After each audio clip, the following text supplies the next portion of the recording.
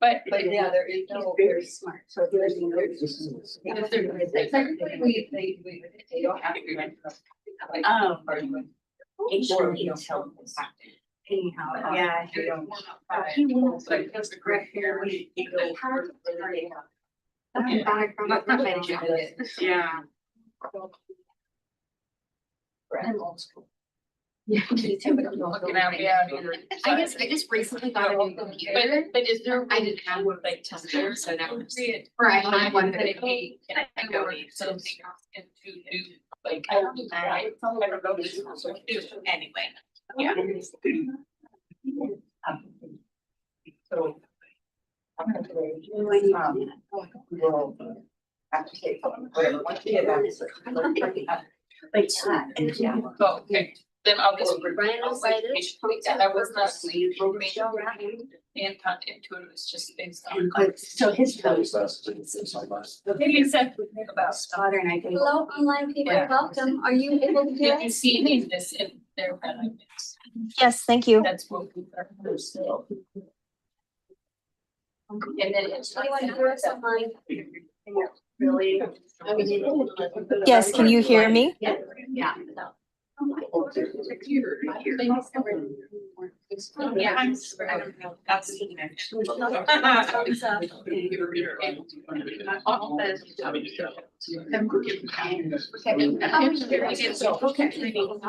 I'm gonna just bring you guys.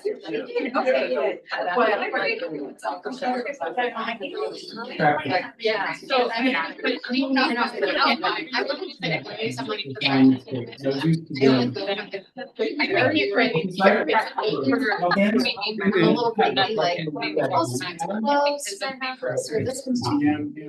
I felt. Oh. This bias. Yeah. Like, I'm stuck in that first. I don't usually have to like. Like you think of one right there, one, but I just not see it. Or others. Yeah. There's a word that I don't care anybody.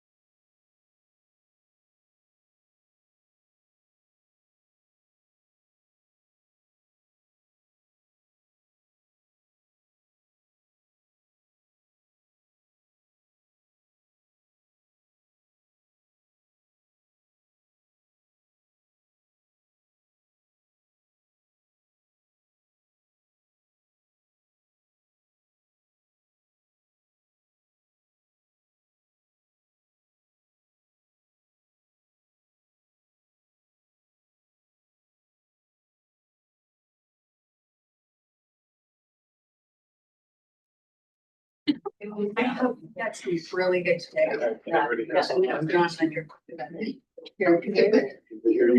Just have to hold on. That's a perfect. Because I was like thinking, you know, get photos of when things are happening. Yeah. You can adapt to that. Yeah.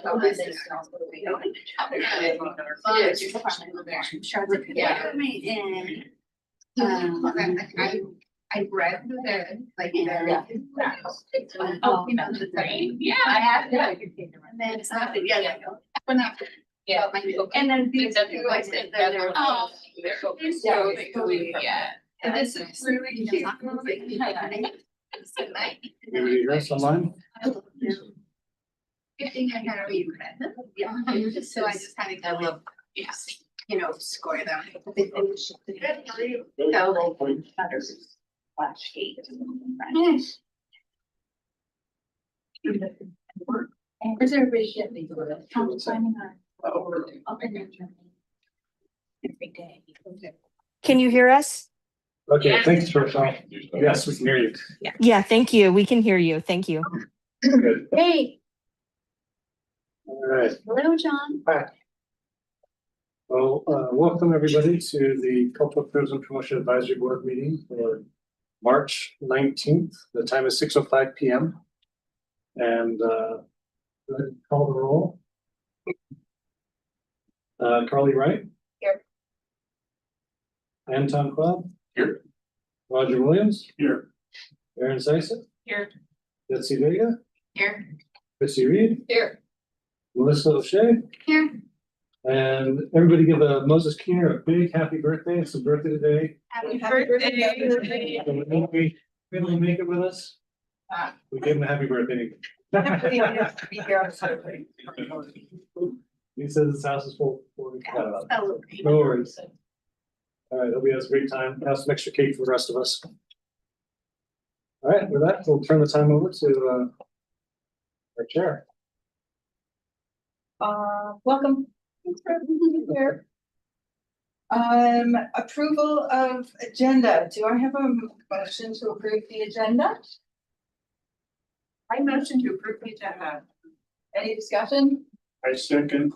Okay, so that's probably better to have a second. Sorry, I'm ready to get this meeting going. Any discussion? All in favor? Aye. Okay, our agenda is approved. We are currently in our typical year, we are at March, which means all of the applications have been scored and submitted, and Chris has pulled them all together, and we have final scores to review tonight and then make our recommendations to the city manager and council on that. So we need the rest in your packet. We'd like to know what we do the rest of the year. Exactly. Minutes, do I have anyone to motion for the approval of minutes from February 19th? Any second? Second.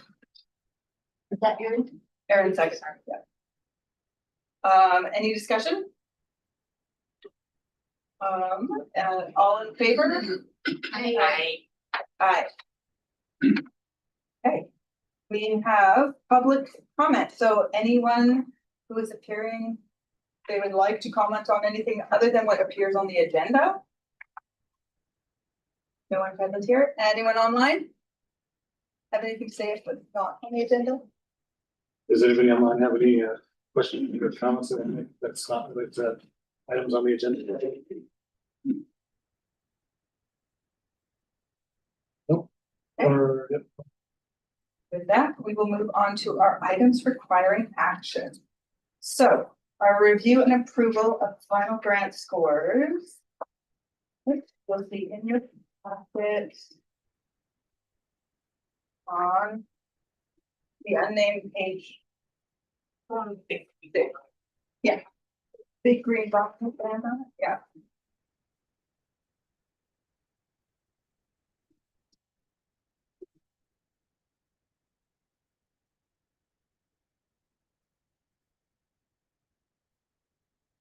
Every single grant pass. Is this correct, Chris? That is correct. Okay, Your eyes are not deceiving you. good job, grant writers. So if I scroll on down to the rest of the people online, you'll see. So there were 46 applications this year. And all 46 scored high enough to receive recommendation for funding. And with the new funding scale level, it came in without having to make any changes to the budget. Asking to reduce anything. The only question now before the board is in past years, when it comes to the facility operator grants, you'll notice that they are scored and each one of those scores is different. And historically, we always take and base their funding on who have the best score, which is the first column that you'll see on the amounts. But there have been in the last few years, several years, requests from the facility operators to make those level. So they each get paid the exact same for their operating grants. And that's the column in the green underneath the passing grants table. So you'll see a range from $44,060 up to $54,430 on the one column in the white, and level playing field of $50,880. And yes, there's a $10 difference. Dang it, Chris. That was intentional. Made rounding easier. That's very generous. Have we received anything from facility operators? This year, I've not received or heard anything from facility operators as to whether or not they want to make that recommendation, the request. Currently, we only have two in the room. Three in the room. Three. I mean, What's Sally, Wow. the operator. Two organizations. Yeah. No, three. I would like to recommend that we go back to paying out based on the score and not having equal amounts. I think it gives more incentive to write a good grant, and I think it makes sense to do that. That's what most other grantors do. That's a recommendation based on what organization, sorry. Elsinore Theater. Technically, as we stand, it would automatically go by the score, right? It would automatically, it's Currently, just if automatically they, goes by the yeah, score, but okay. in years past, there's been a recommendation. so unless someone changes that, requests something otherwise, unless we hear from all of the facility operators, then as it stands, they will be receiving funding according to their scores. So that's how it stands. I would just suggest that, I don't know if it's possible at this point, but just to do maybe a poll, not here, but with the individual facility operators to see if there's any kind of consensus. I'm fine with the way it is, even though it lowers our amount. I'm fine, sharing the wealth, so to speak, with my colleagues. So that would be our recommendation.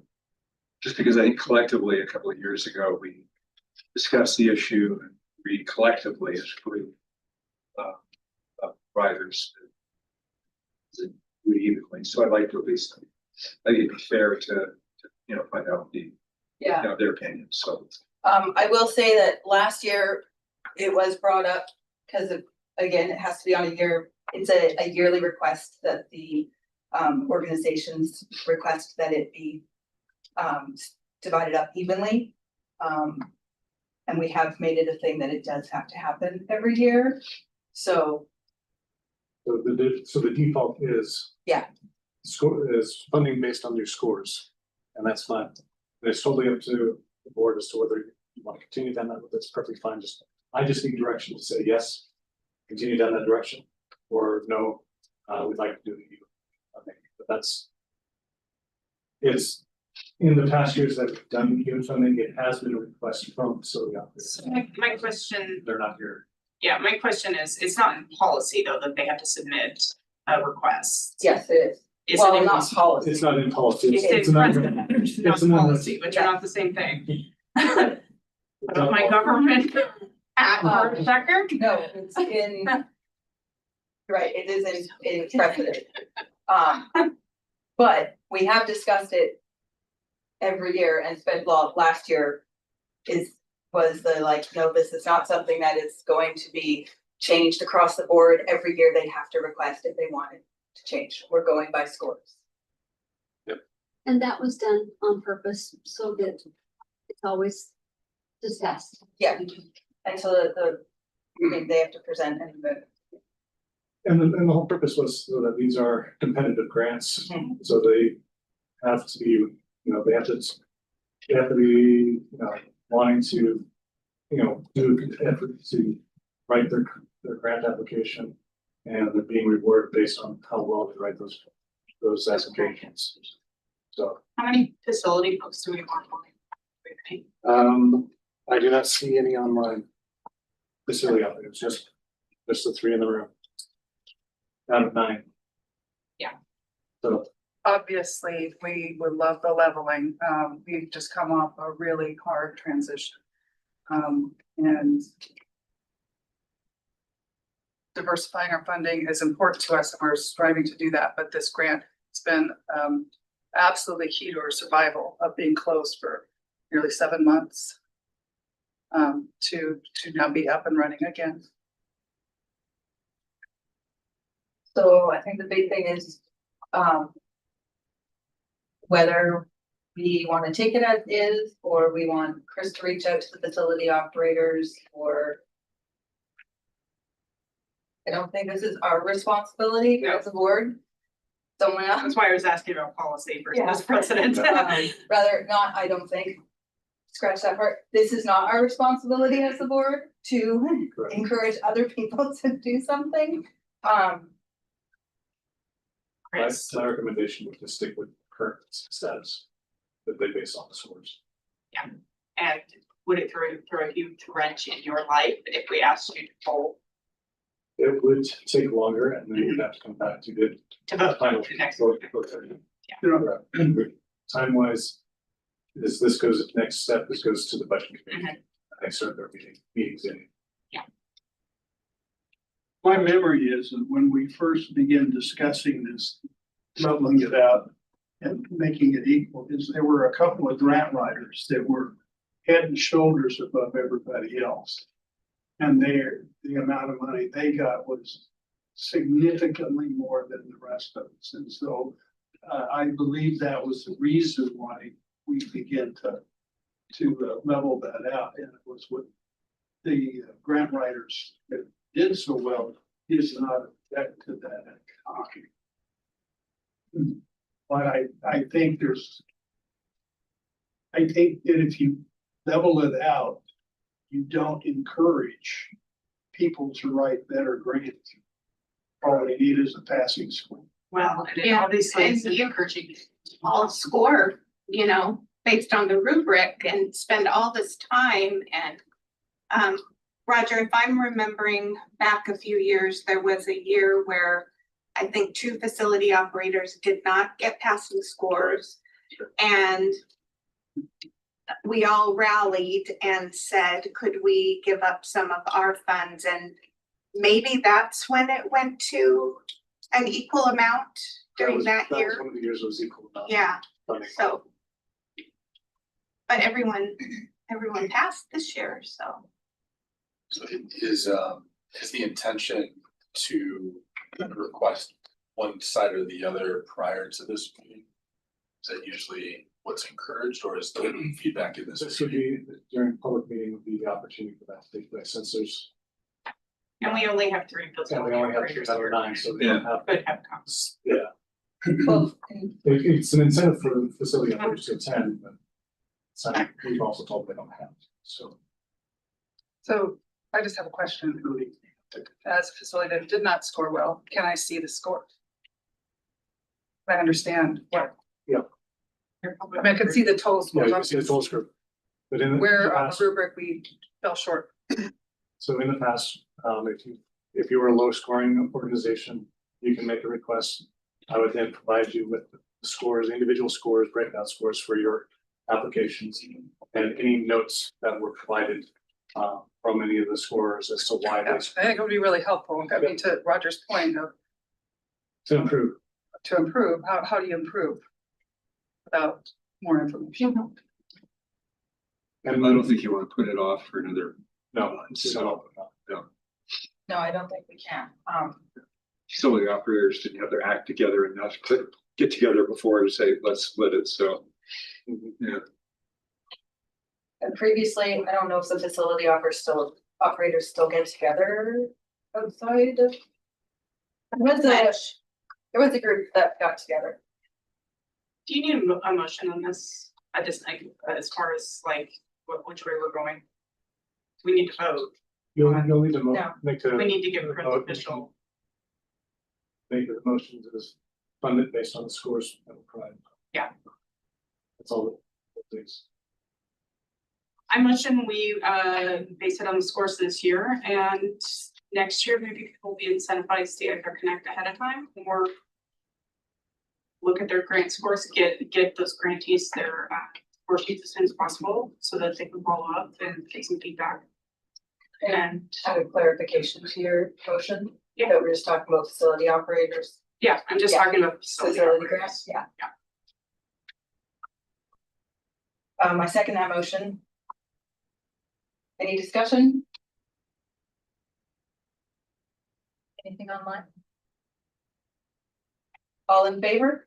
Oh, discussion? I'd just be curious, what the unseen barriers of like going from this level of grant writing to this level of grant writing, is it who's being brought in to write the grants, or is it the actual things that are being addressed by the grants?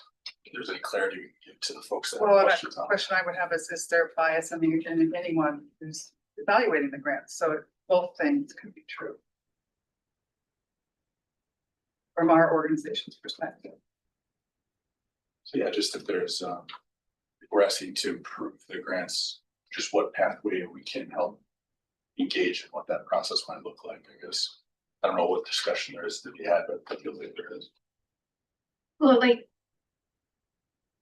from last year to this year, there's definitely clarity on the questions we were asking, how they were responded, and the ability of us scoring it. I know maybe like in Melissa's case, because she's new and other new, there's like, but this is my second year scoring this, and so that's definitely a huge difference from that. What I did see too is that even documentation was expired, and so little things, but yet significant things. If you're asking for a grant, I feel maybe my standards are a little bit higher, but then that's what I want for our city, so we can bring those standards here and make it whatever it is that we're asking for. Those the ability to create that and have all documentation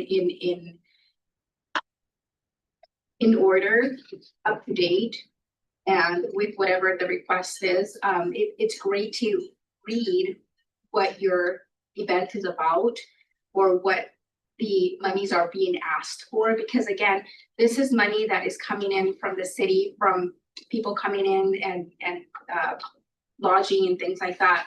And so we want to make sure, at least in my case, I feel, I want to make sure that the monies are being utilized in a very thoughtful way, and not just given out like, oh, everybody gets oh, everybody gets 10,000, and it's not like that, because then that's where, instead of going for the marketing piece of it, because that's what we want, it can go through operational costs, or it can go to other costs, that's not what this grant is for.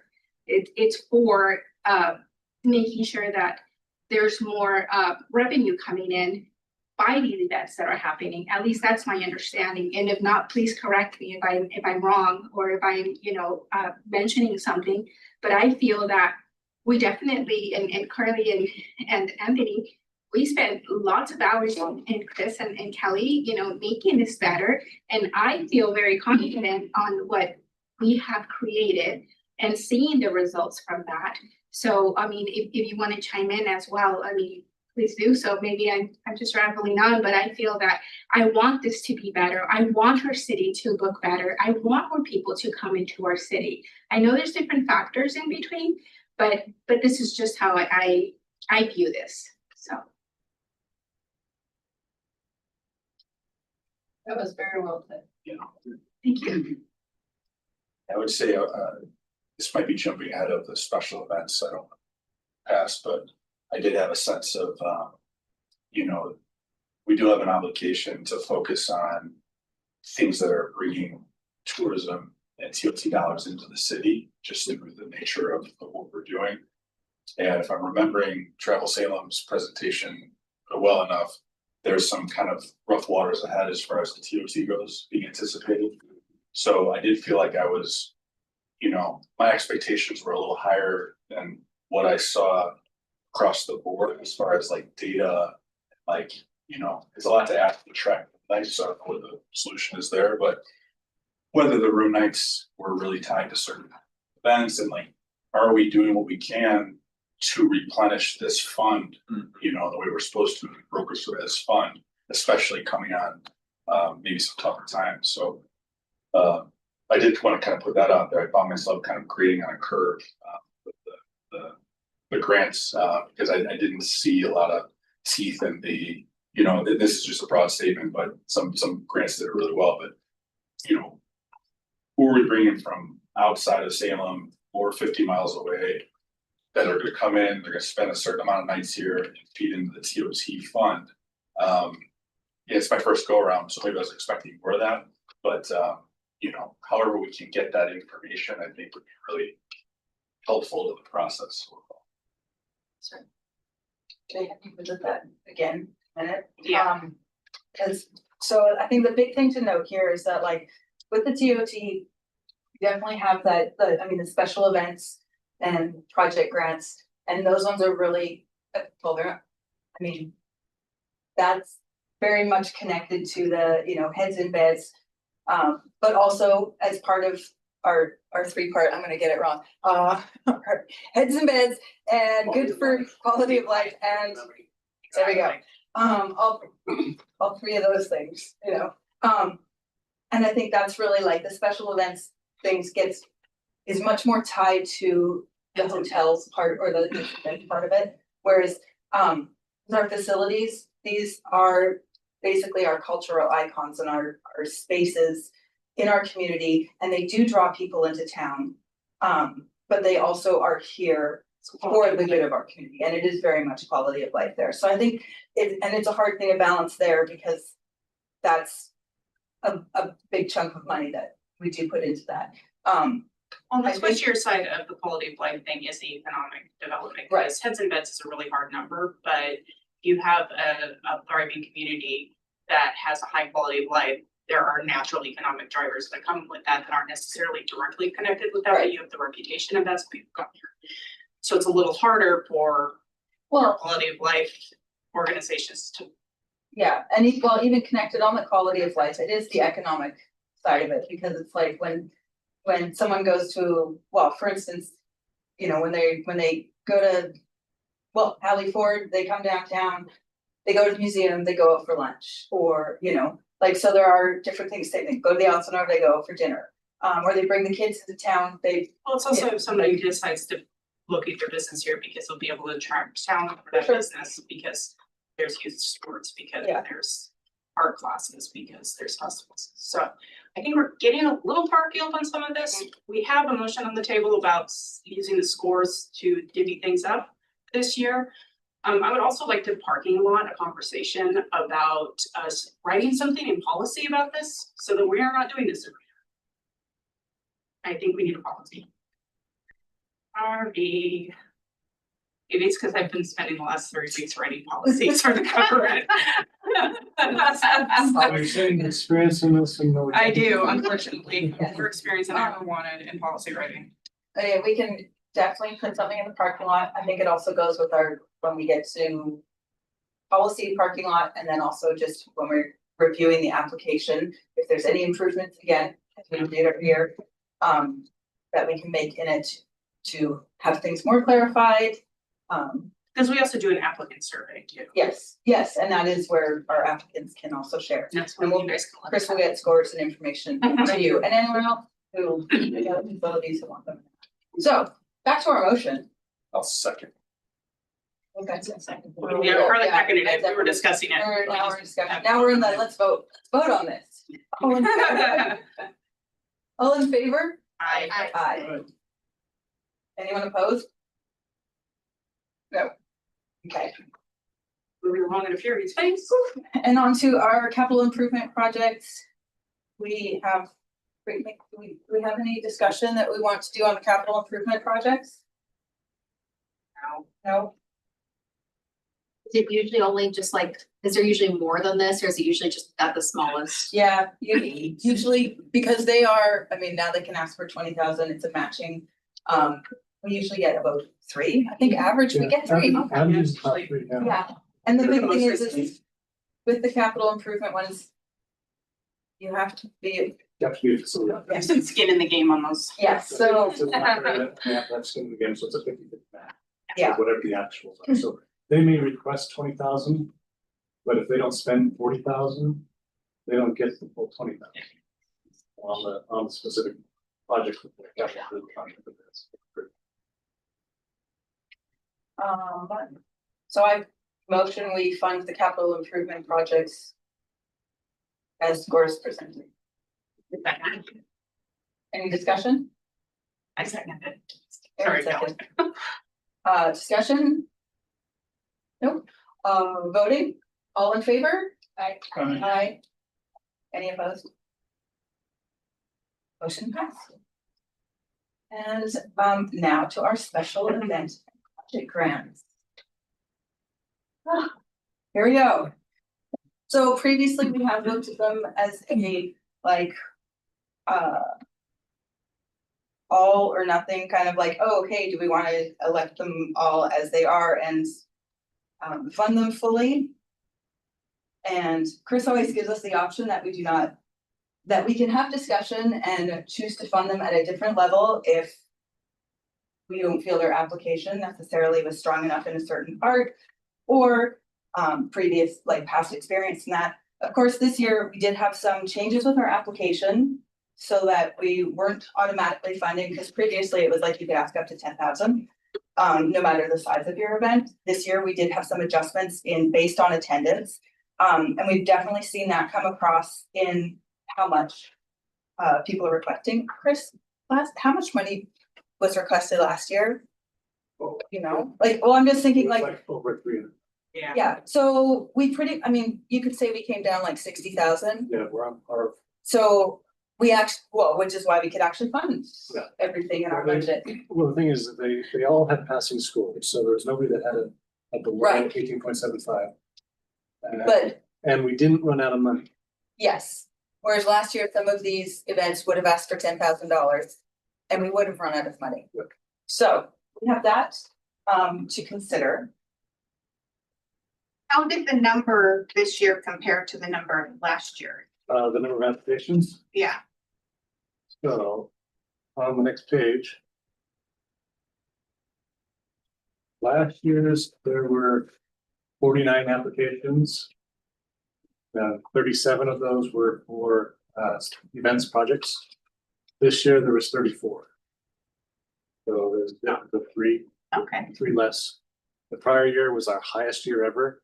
So we had 42 event applications and we funded 39. So went from 39 to 35, 34. In those grants funded, that was a case of what passed? Or were there any grants that did not complete their reports for their event? So the prior year, the first number is going to be the number of applications submitted.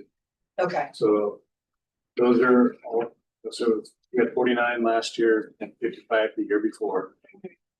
And then the funding piece is a combination of one, either the money that was available or lack of score. Other than they didn't fall high Yeah. to. right. I just wasn't sure if there were any events that we know of that did not happen or Last year there were complete two or that didn't take place during the year or or that didn't, yeah, that like canceled or changed or something that, there was one that withdrew last year, I think, and then there was two during there were two that were not funded. I think one of them was withdrawal. Okay. Zach, it might have been withdrawn. It didn't get done.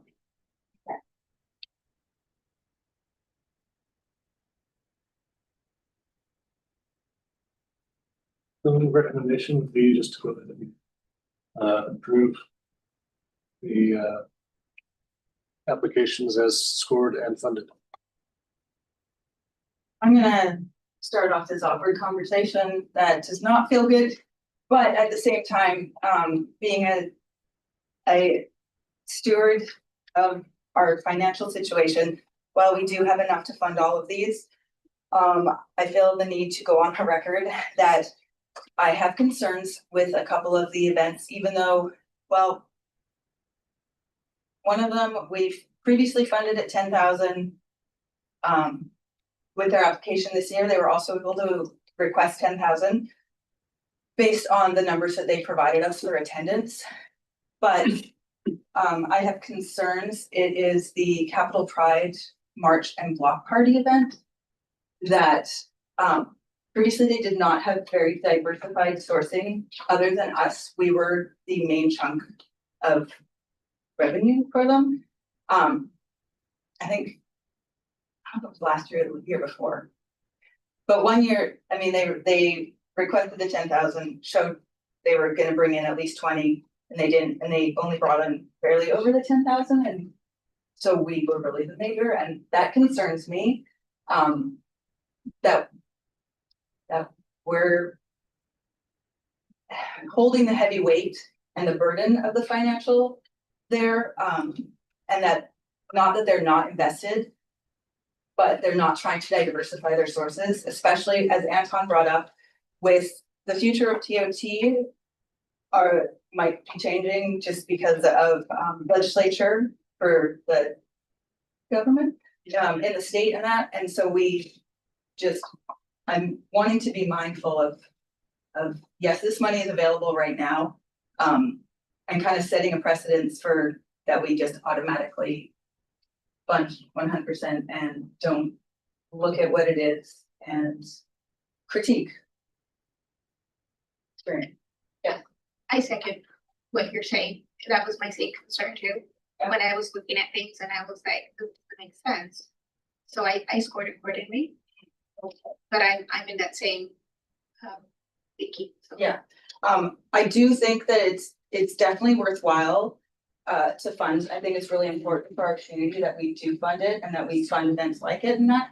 I'm just, again, like I said, I want to see that events have diversified funding sources, that they're not, like, we aren't just part of what comes into them, and that they have sponsorship or they have donations or other external funds, ticket sales. I mean, this is one major thing, ticket sales, right? Like, and with an event like this being its block party in March, obviously there's probably not a lot of ticket sales, but potentially, I don't know, charging for vendor booths, other forms of income that will support it, so that if they did not have TOT funding, it could still happen. Or if they did not get the same, again, amount of funding from us, that it would still have legs, that it's not just solely relying on us to fund it. I feel that way about the majority. And not just that, it's not personal. Yeah. What was the lowest or the lowest score that was passing? Oh, 18, okay. 75. Okay. Yeah, I would just add, I wanted to kind of what Betsy suggested about the quality of applications. I think I support the direction that we're heading there. And as I mentioned, I kind of jumped the gun for special events because that's really where I was focused on. So we are talking about special events. It does seem like, the value of our applications in those three areas, quality of life, obviously they're very high because all of our scores are very high. So quality of life for our facility operators, our tourism opportunities, are really strong. It's hard for me to, having done, worked in grants a little bit, to go through and look at data that's assumed data, or that there isn't data and make decisions that, you know, a lot of this stuff is quantifiable. So what you're spending on food or what you're spending on hotel rooms, how many you're driving, that should be kind of quantifiable. And I guess to your point, what I'm getting at is that what you're saying is quantifiable, something that it is a question on the application. So it would make sense that we're judging that based on, hopefully we're scored based on that too. But I guess I wonder, you know, our insights, I don't know that we were asked how much they should receive. If that was averaged out, or if the comments about, you know, if any of us made comments about amounts. I know I made comments about amounts, but I don't know if they were in like proper boxes on the form or my little random notes on I elsewhere. don't mind kind of like scroll down a bit, Yeah, but is there a way we could like, I don't know, like send like an email, like newsletter them and say like, hey, everyone, great job, you all passed. Here's some tips and things that we've noticed, like double check this and this and this, and like all of our little tiny critiques that we have that we either put inside of our scoring or things that we're talking about now, like, cause like a lot of it seemed like there was some where I'm like, oh, this is like freshly written and nice. This one seems like it's kind of a little old, copy and paste, not as refreshed on things. Yeah, I could tell with certain things. Is there a way we can make like a newsletter, like a little email blast and say like, hey, everyone, great job. These are some things that maybe you should do and edit and like some critiques and just send it to everybody almost. And, or we could send it to just some of the organizations, I don't know, but so they can like know and improve. There's a follow-up email because I had some difference with the survey and that would be a good Yeah. time. There's a follow-up email that goes on the survey and that would be a good time to include copy like that. And I think also in that reinforcing to them that, hey, we're not just being persnickety because we are being persnickety. We're looking at projections here and you might not have money next year. You might not have money in 2 years. We're looking at some major changes in our funding sources, so you need to be as well. And that's just the reality of the very grim economic outlook that we are looking at right now. Just reinforcing that to people. So also, if we do next year, reduce some of these. First of all, I feel like when I'm filling out the score sheet, it would be helpful for me to have a column that says, I recommend this amount as opposed to this amount. Because having this conversation now, going down like this list and trying to remember my score sheet from 2 weeks ago when I filled it out, is hard. And also this is a weird time to have that conversation. And I don't really want to sit here and debate the validity of different events versus one event versus publicly like that. It feels kind of icky for the organizations and for us, and it kind of gets us into this weird place where we're adjudicating the quality or whether something's valuable. definitely. And everything is valuable to the people who go to it.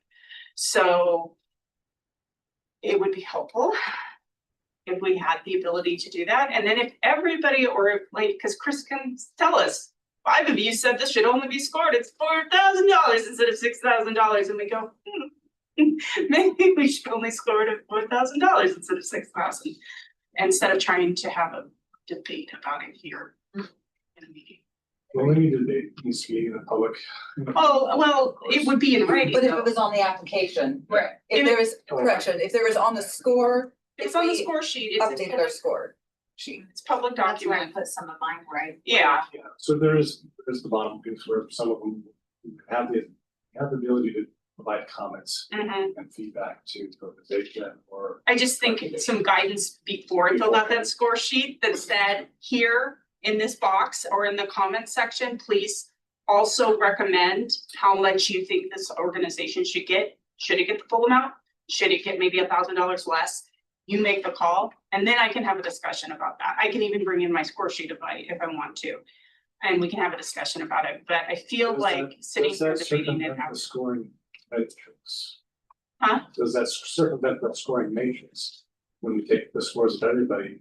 That's a good question. I mean, and we already adjusted the matrix, and at which point then, again, keep talking myself into writing policy. It should be written ahead of time that says either we go by Correct, the criteria. the criteria. Criteria is the scoring. is the Yeah, scoring. and that's what we go by, and that's how much you get, and the board does not have discretion in reducing the amount, or it's written in policy that they do have discretion, and this is how we document it, and this is public record, and realistically, if you're gonna start doing that, you really need to give people an ability to, what is the word I'm looking for, Chris? Solidify Or argue, Argue. petition, not petition, what is it? Why is my brain? Justify. Or not even just justify, but if like someone's like, I really don't agree with your decision here. An I want- appeal. Appeal, thank you. There you go. You're welcome. Body voice. Michelle Rathman. Thank you. Appeal, be able to appeal it and have maybe 30 days to appeal it. If you're gonna give people a gut punch like that, you're gonna say, even though you met the criteria, we're still deducting $2,000 off of your amount. They should have the ability to say, hey, wait a minute. And so in the manual, there is a line that says in there that the board has the right to reduce your funding as they see fit. Mhm. Historically, that has been used for when we've run out of funding, or there's other applications that scored highly enough that you want to just give them funding as well, so you had to take everything from everybody else to be able to do that. So that's where that caveat was added to, and the reason for it was that reason. And now we've changed the scoring rubric a little bit and how much they can ask for. Yeah. So that has changed a little bit. And I think that that's great. And you're right, no other grant does allow you to appeal, but also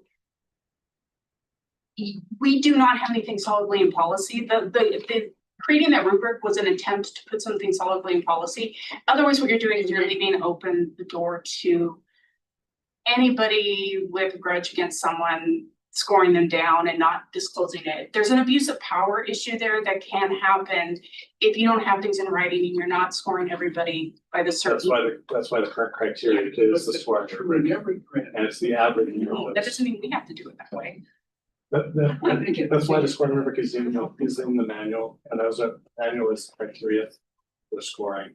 That's why that's in there, because it does take the average of all the scores. And so it mitigates a single bad score. Or Right, and I think we reflects- should stick to the rubric is We what gotta I'm stick to the- arguing, Yes, is we set a rubric. Yep. This is how we scored it, they met the scores. and then when the lowest score on there is the 1988 for the events side, so. And when we've had less money, we can say, these are the bottom Yep. three Correct. scores, and they just don't make the cut this year because Correct. And we don't that's have where- enough money. And that's where that authority comes in. That's why we created a rubric.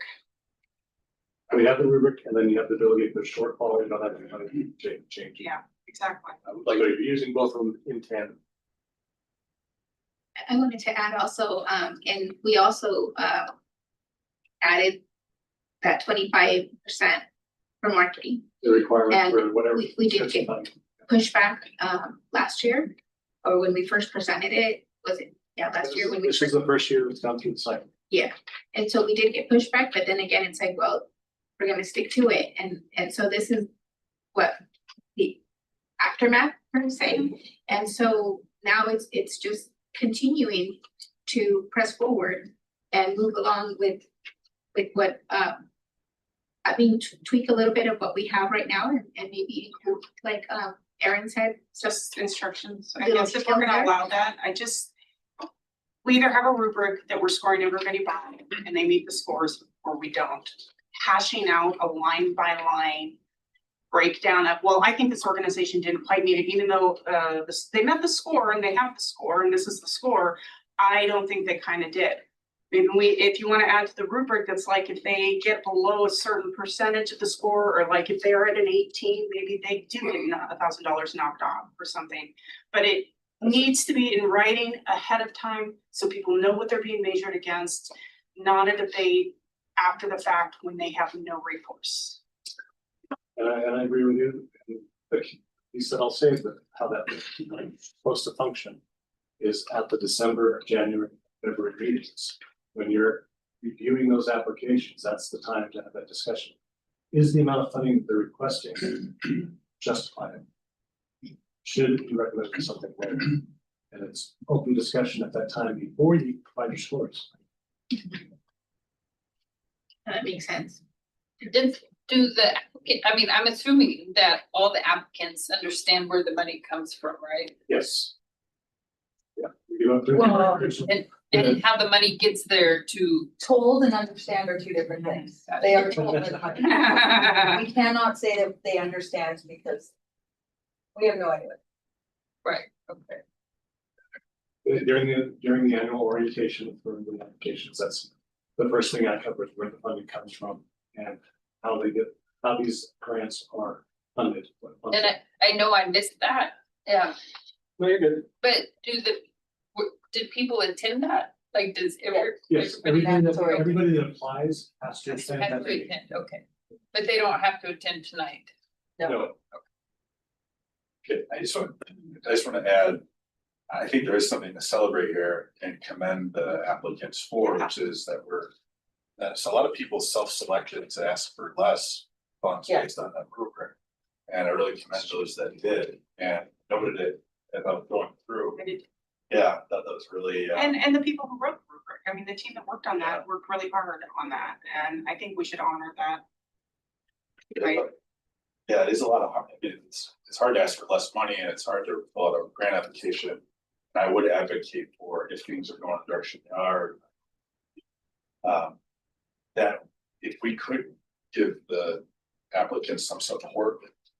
Data or something that, so that everybody's not pulling things from different places. I don't know what that looks like, but you know, if I was an applicant, I'd ask for like, how do I know what my lights are? How do I know what my spend in a restaurant is, you know? I think this is where it's opportunity, and it would be a parking lot item for the team that reviews the application. And clarifying whether it's in the manual or the application to make sure that it's something that we want to see. And, or in the application flat out saying like, you know, talking more about roommates, although we do ask on attendance and how many they think, what percentage will be overnight. Yeah, I think adding more clarification, more resources to the manual of, I don't know, we've not talked about, well, other than at meetings, the opportunity in just talking to any hotelier about, hey, you know, some kind of partnership with the hotelier to be able to promote if you're staying overnight here. And that is a way to, of course, have data behind Just it. holding accountability. Yes. Were those efforts made at any hotel in. Yeah, so I think one of the things, well, and that's why I say it's like putting it in the parking lot so we can talk about it when it comes to revising the application and making any additions to whether the application or the manual. And I know, like Chris pulled together, we've got a page of resources in the manual, and maybe we need to revisit there and update what resources are. And just that mentioning, going through like, here's a resource, here's how you like, here are the hoteliers, list out the hoteliers and how to talk to them or something like that. And a section in there that's listing how to diversify your event funds. Yeah. And linking to resources, American for the Arts has resources for things like that, and because a lot of these are grassroots organizations, they're trying to figure it out, and they don't have a master's in arts administration. Like someone else here does, not me, that girl. Interesting degree. This is why I asked her the big question. But you don't, if you don't have that background, and I didn't at one time, and I was trying to write grants, and some of them were successful and some of them were hot messes. And, you know, you do the best you can, and. You agree, I mean, any resources things that we wanna see, obviously, our applicants aren't gonna know unless we tell them. So I think it's important for us to be able to provide resources, to help them help us, right? So. I want them to be successful. And we do have the mechanism in place that if we don't have enough money, And we take the bottoms of the scores and they get axed, and they have, I think some of what happens with the top funding is that you have the same events every year, and they just get very accustomed to getting that money. And then one year we have a shortfall in funds and everybody freaks out a little bit. And the reality is that any of these organizations are working very close to the bone, and even a few $1,000s can make or break them sometimes. And I do sympathize with that, but we only have so much money in the bucket. And so they need to be preparing for the fact that this money might go away, and what are they gonna do? I think there's only one new event in this list. The Great Marble. Yeah, Great Marble Hunt, Yeah, there's only one new event. but we did have new events Also- last year. Accent Racing, the Cherry City Half Marathon. Yeah. Oh, okay, there you go. That's because And that, Hugs with that, Purpose. Oh. they've been around, no? Punks with Purpose, This is their first year. Oh, this is Oh, the first again. year that they asked. okay. Wait, well, they previously attended, but maybe they just didn't apply. That was it. So yeah, okay, well, good, there's three. I just had a moment where I was like, oh, we only have one.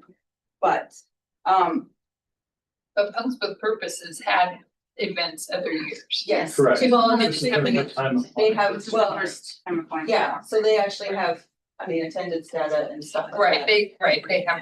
to rely on. Same thing with Cherry City Half Marathons happened Do before. we have a motion on the table on what we're gonna report? We actually don't have a motion, we were just. I know. That's like That's a really bad, question. I am not.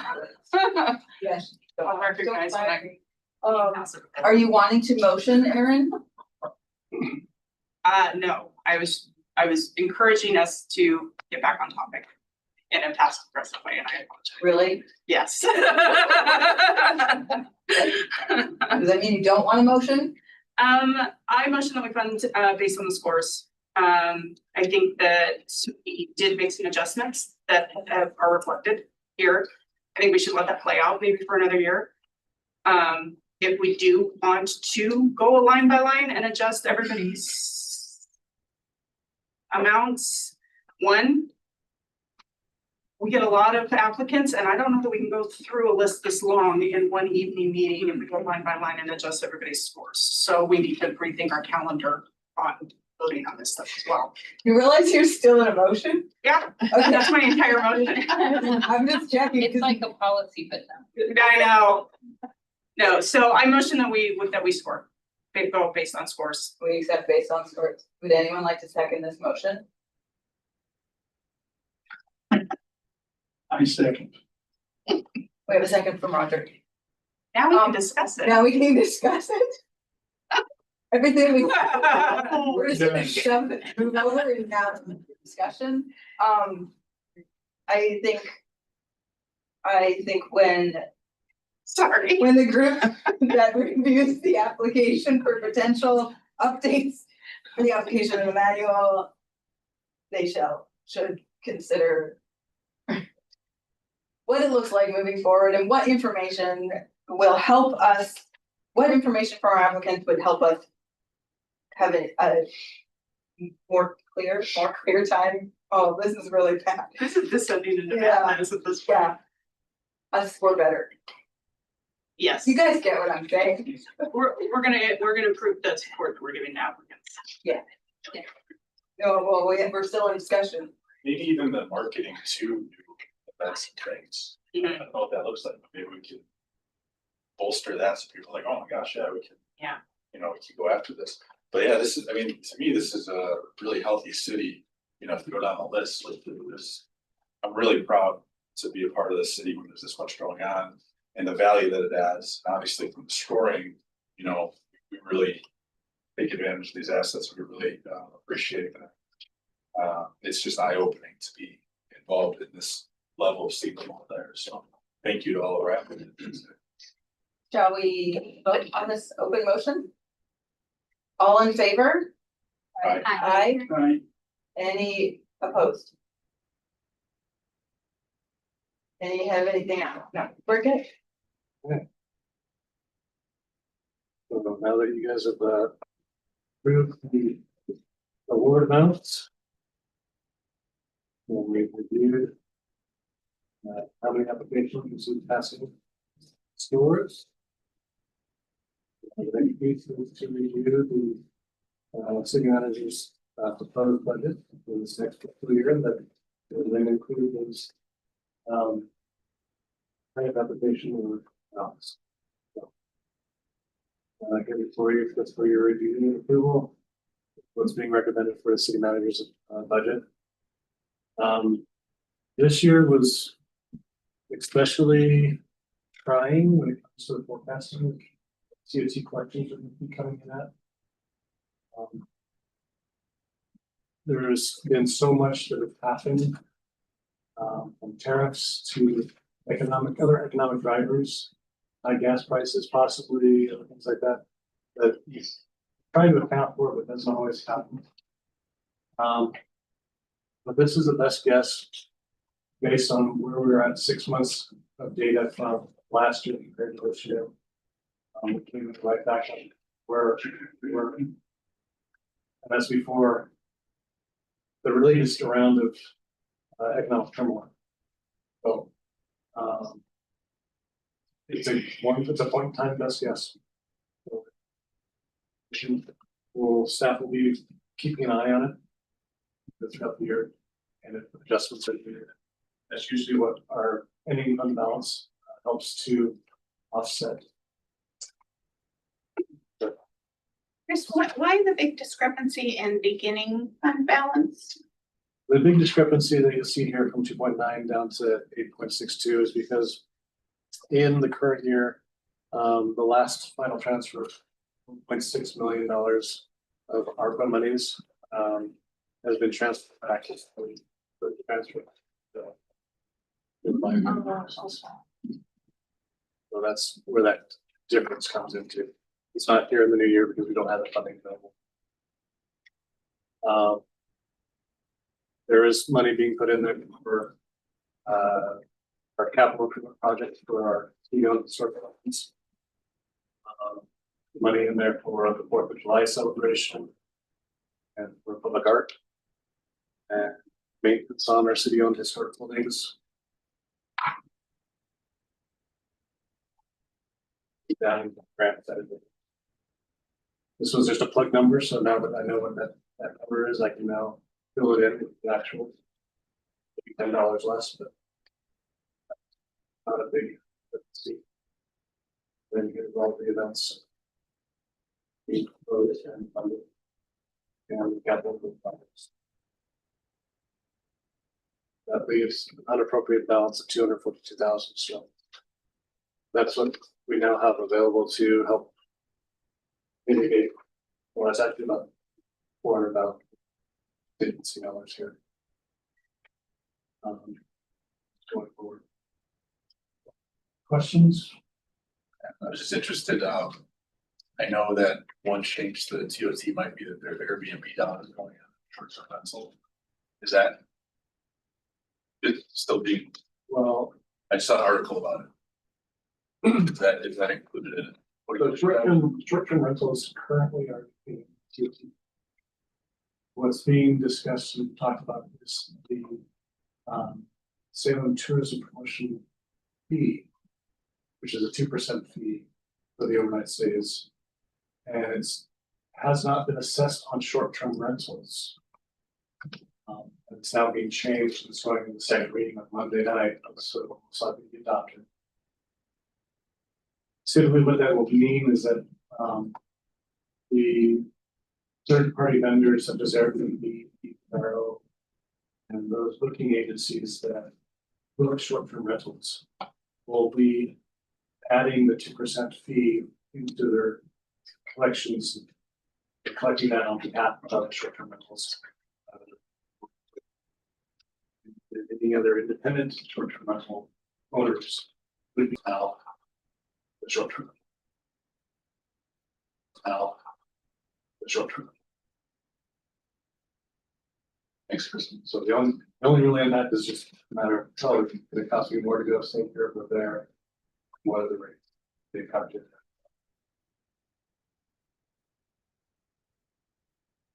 Well, I'm looking for a motion to approve the city manager's recommended budget.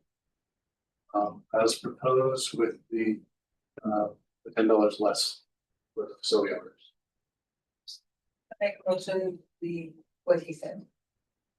I mean, That we accepted, this is our recommendation for the city manager's budget as presented by Chris.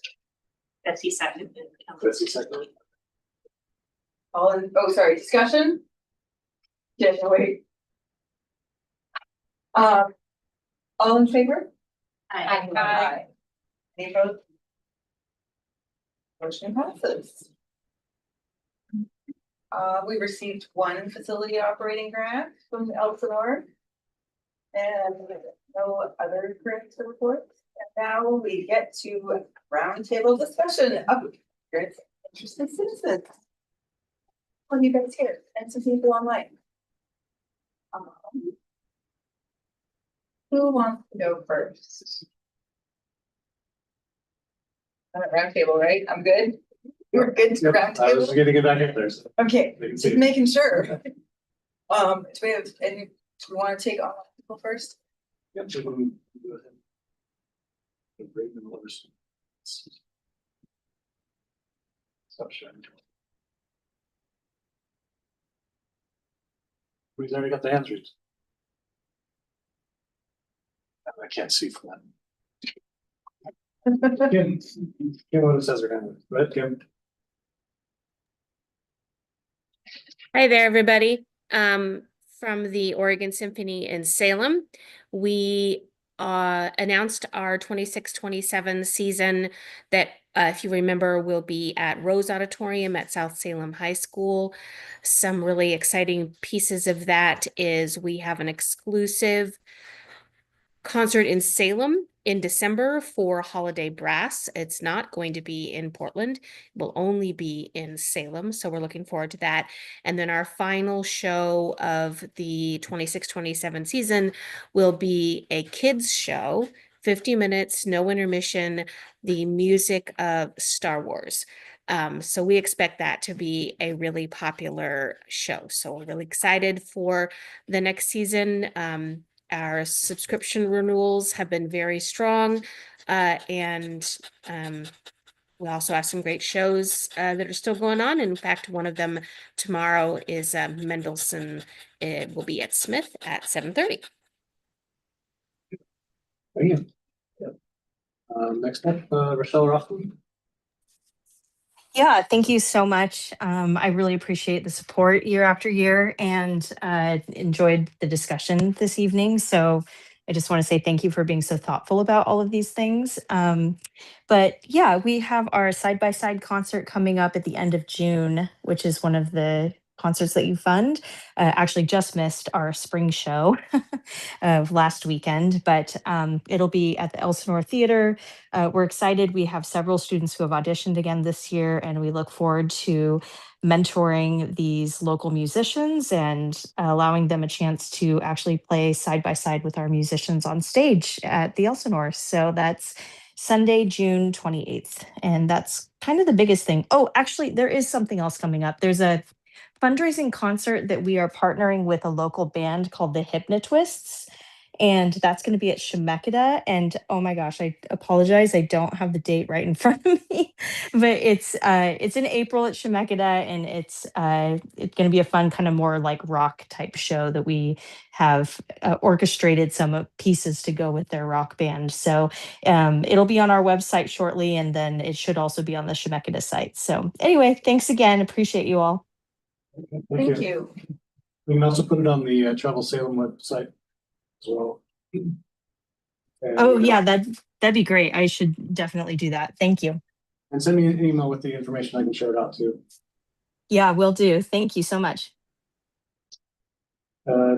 Jay Greenfield from Punch with Purpose. Do you have anything to share?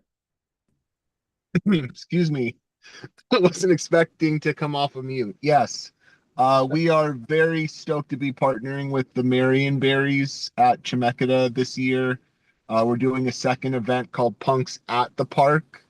It'll be a resource fair from 2 to 5 p.m. highlighting youth action groups, specifically that work with the ages 11 to 18. Then from 5 to 8 will be a Marion Berries baseball game. We were able to raise money thanks to some community partners to the tune of 400 youth being able to attend the baseball game for free. And then from 8:30 to 9, there will be a punk rock show. The band is called Overthinking. And the event is Sunday, July 19th at the Chemeketa baseball field.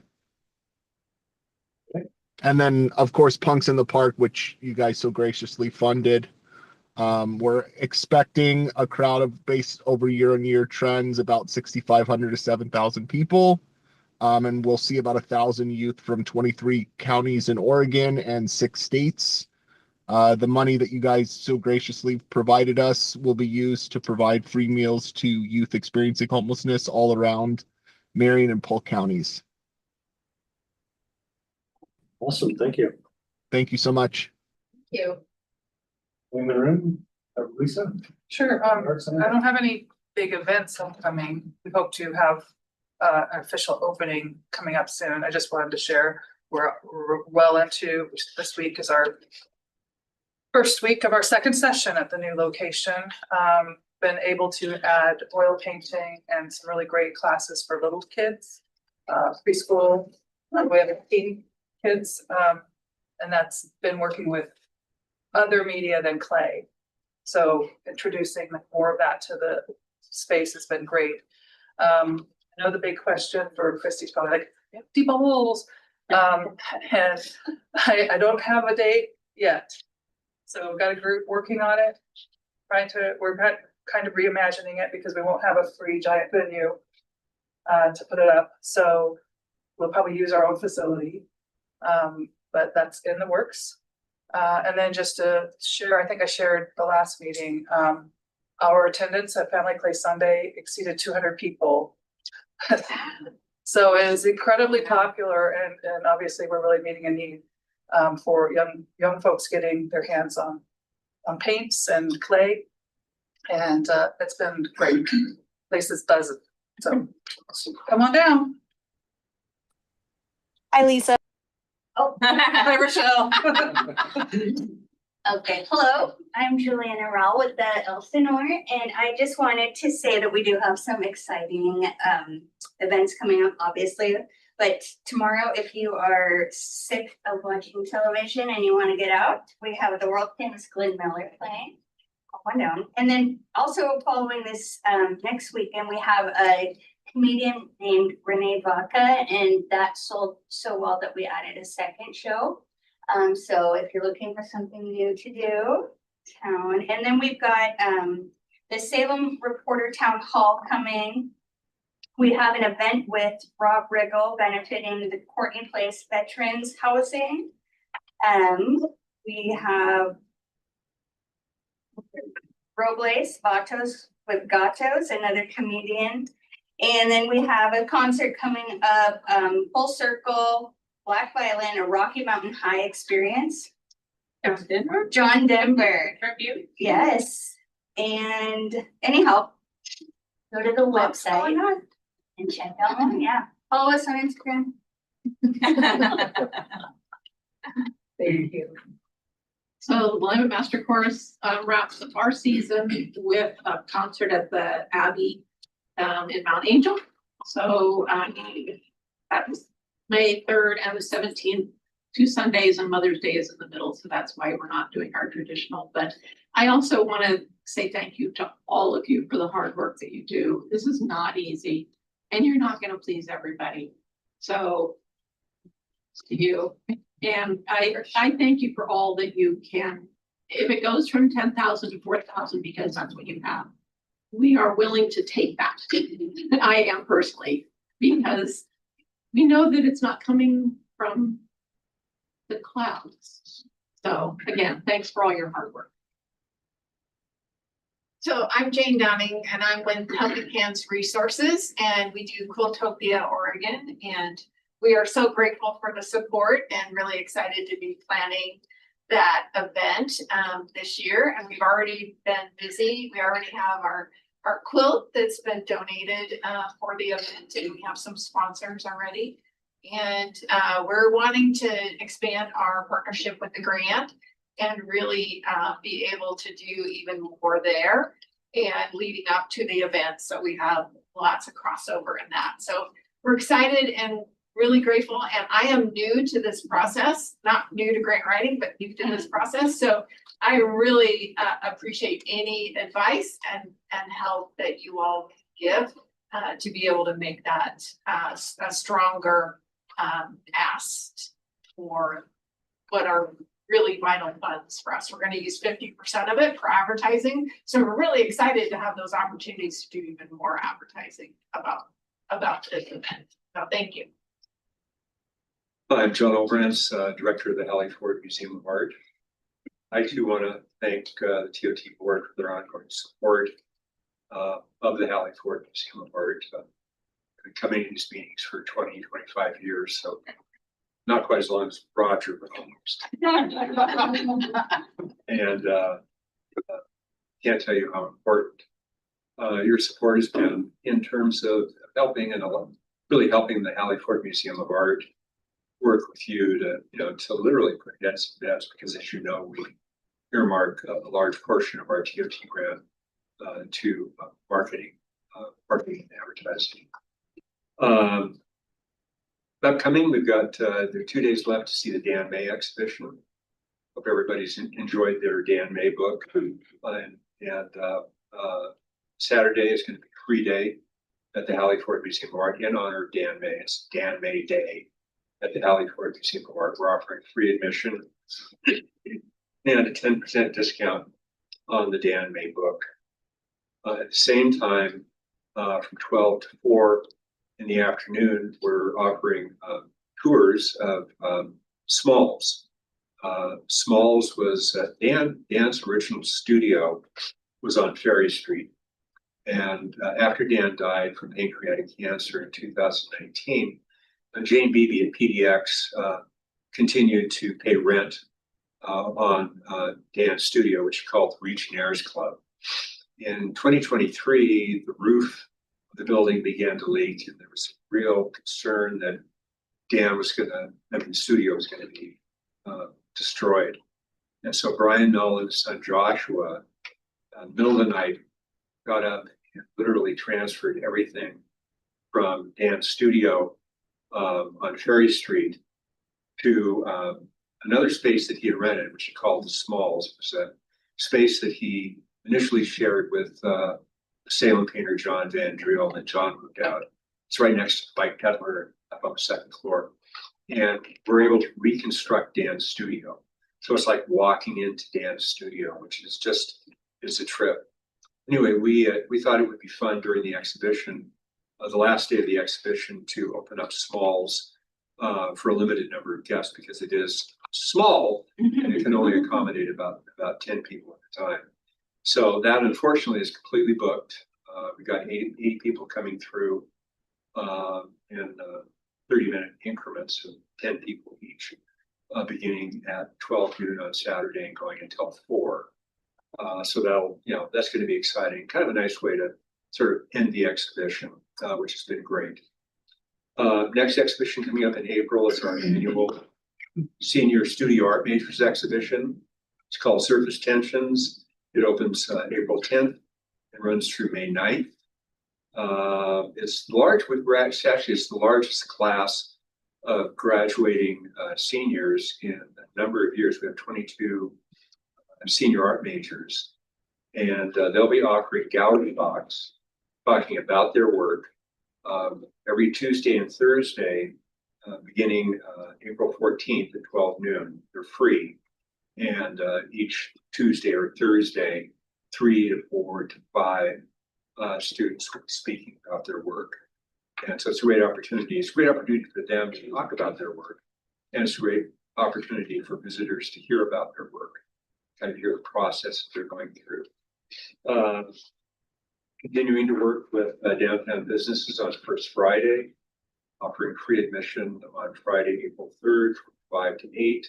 Continuing to work with Living Studios on the second Thursday of every month, April 9th, where Living Studios comes in, sets up tables in our lobby neurodivergent students, adults, children come in and will make artwork related to our current exhibitions. And it's been a great partnership for us.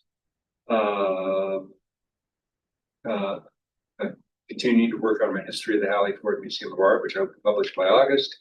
And David Roberts was an exhibition we did a number of years ago in 2022. And that exhibit is actually on national tour. It's in Wisconsin right now. It's traveling around the country. It began traveling in last fall, and we'll travel through 2029. It's going to Wisconsin, Indiana, Texas, Connecticut, Mexico. It's got a number of venues around the country. And what's nice, it's not going to Metropolitan Museum of Art. It's going to some really good museum of art around the country. And what's really great is it's bringing exposure to the Halliford Museum of Art, because the City of Salem, through their TOT funds, help support that project. You're being promoted as well. So the name of Salem and TOT is out there in the world beyond Marion County. So thanks so much again for your support. I want to thank you, John, for the book. I read it. Good, very interesting how he ended up as an artist. Yeah, he was a unique, one of a kind Salem character, and Yes, he was. and yet much beloved. You know, as humble and as modest as his work. That was Dan. Dan was a humble, modest man, self-taught largely, but there was a sophistication to him that I think really comes through in the work. Thanks, Roger. So, got other business and parking lot items. We've now added some things to our parking lot, because I think it was pretty open space. So yeah, parking lot will now get filled for us to discuss next month. time. That always happens after this meeting. I didn't Yes. hear a motion for the annual survey, so I've heard talk about it. Oh, yes, we do definitely want to do a survey, especially since we made some changes to the application. Would be good to hear. Do we want the survey to stay the same? I have not seen it in a while, so that's a There's question for me to ask. the fourth survey. It basically asks the applicants what they thought of the whole process. So beginning to add. Are they open-ended questions? There are Yeah. many questions, so we also ask them for feedback. What, if there was a question that you think we should have asked, that we didn't ask, what would that be? I guess they're open-ended, they have to allow for some narrative to provide feedback. They'll provide narrative no matter what. Yeah. They did manage to put it in any box. Yeah.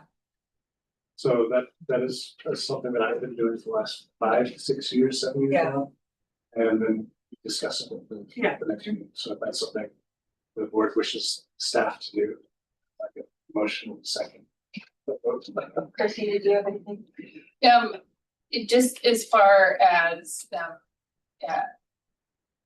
revamping the application itself and adding things. My biggest concern, or not even concerns, but my biggest thoughts while going through all of this is, does everybody actually understand where the money, like how that's generated? And I didn't see enough, I didn't see enough accountability in the answers.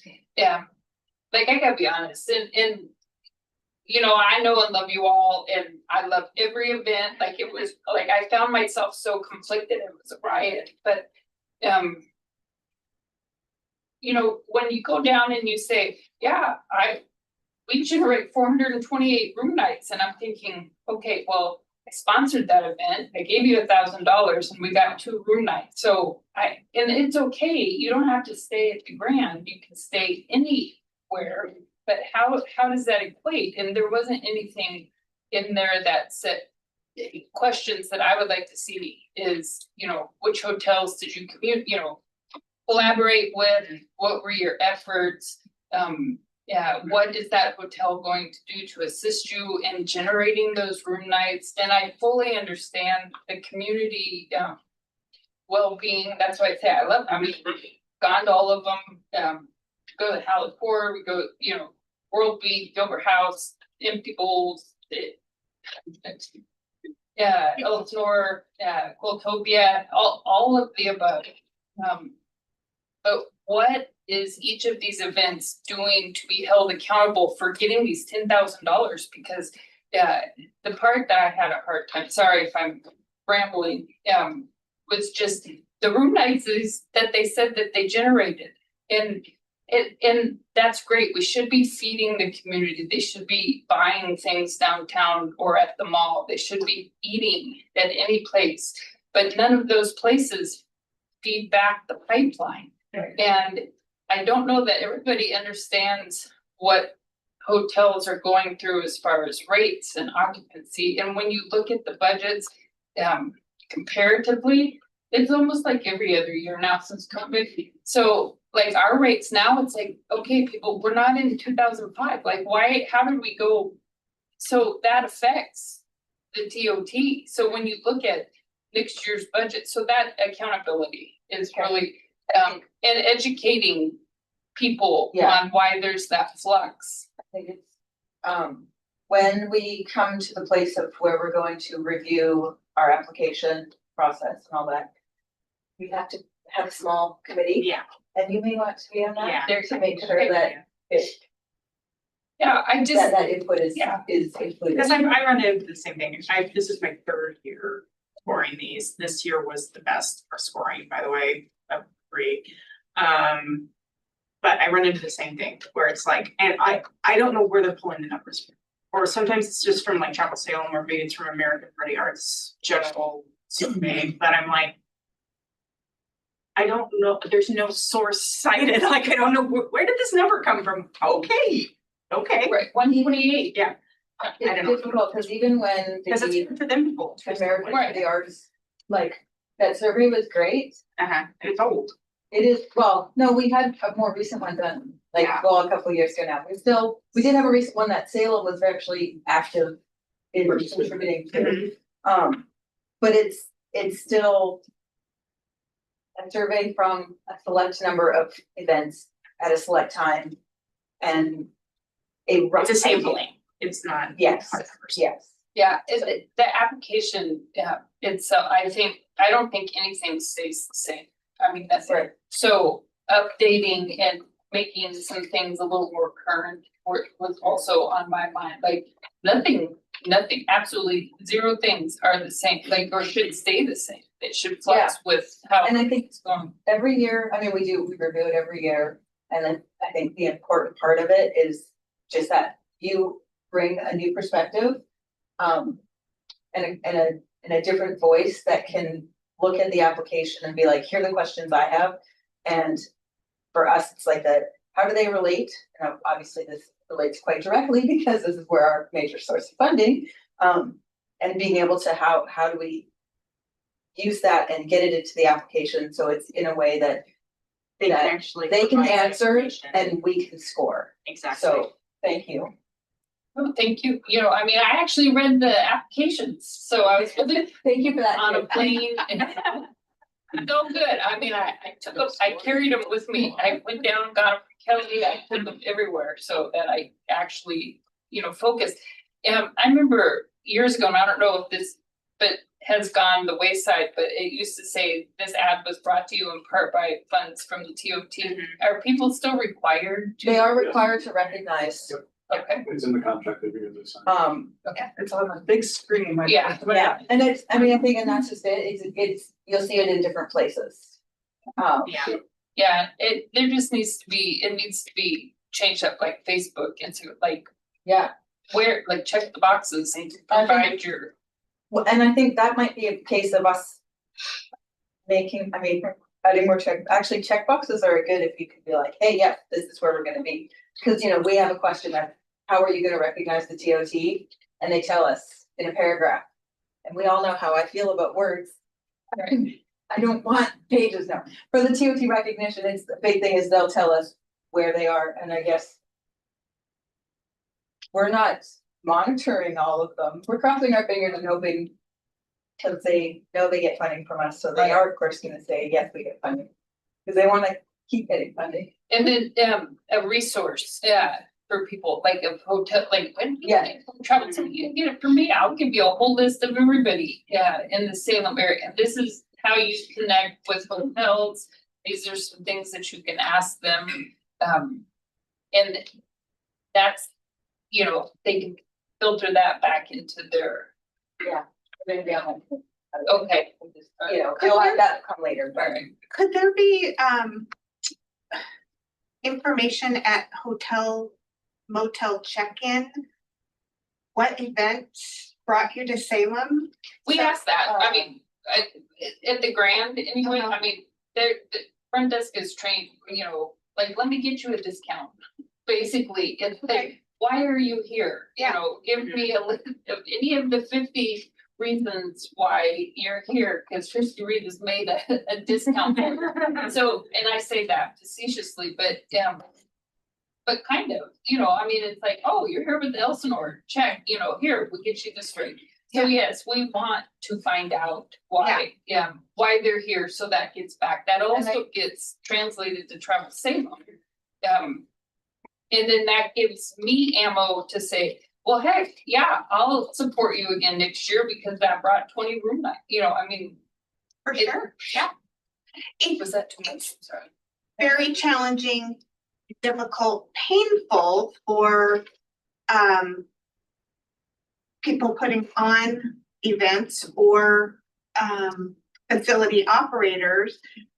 When people come to our events, they don't wanna answer questions from a volunteer with a clipboard, you know, they're coming to enjoy themselves, have an experience, and so it's next to impossible to get that information. And just like,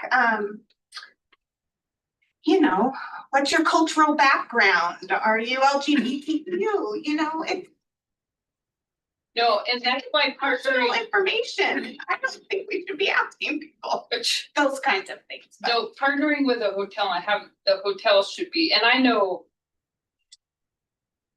the majority of the hotels aim to have that be in the front desk field. Why are you here? Now, I'm not saying everyone, and we're not, everybody's human, oh, I forgot to ask them. Yeah.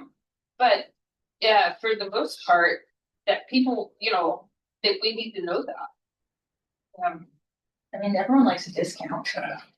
Like, give me a reason to dock some money, you know, I mean, Well, I mean, I did that one year when I was, I volunteered at the art fair and I'm there with the clipboard, like, hey, can you tell me this? And I'm like, but you get a free that, and people just run away. So I've done that before and I would play. I would play. Now you see someone on the clipboard and you they're just running there. Yeah.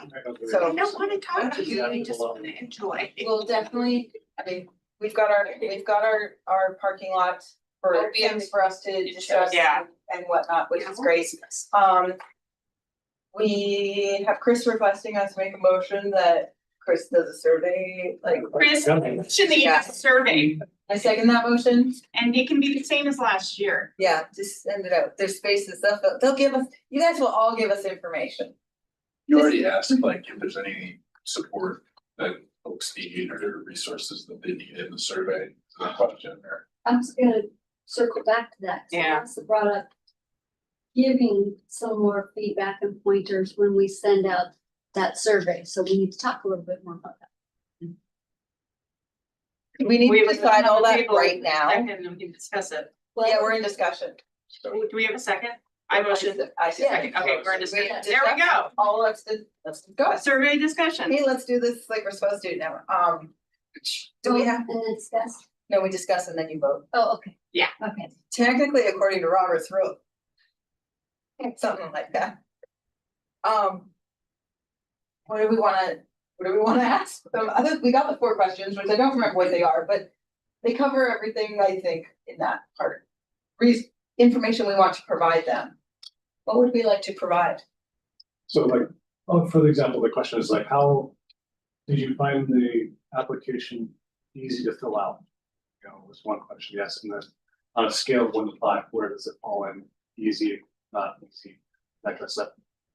So there's two questions that are very similar to that, and the other two questions are open-ended, you know. I believe one of them is spread feedback about what kind of questions you'd like to see us asking, sure.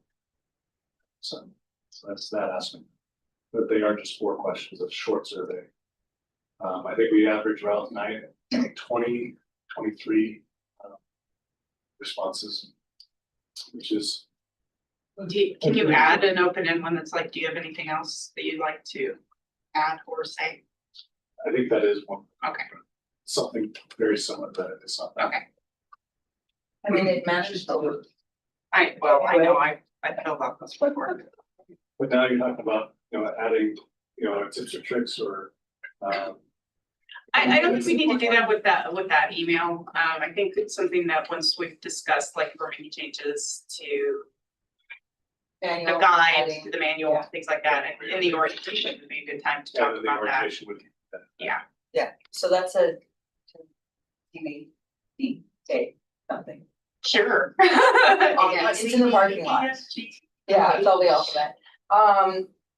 Motions on the table, shall we vote? All in favor? Aye. Any opposed? No, motion passed. There you go, Chris, you got a decision. Look at that. We decided a lot.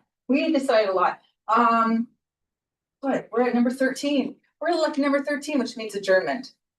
You may all leave. We are adjourned. Thank you, Carly. 24 minutes to spare.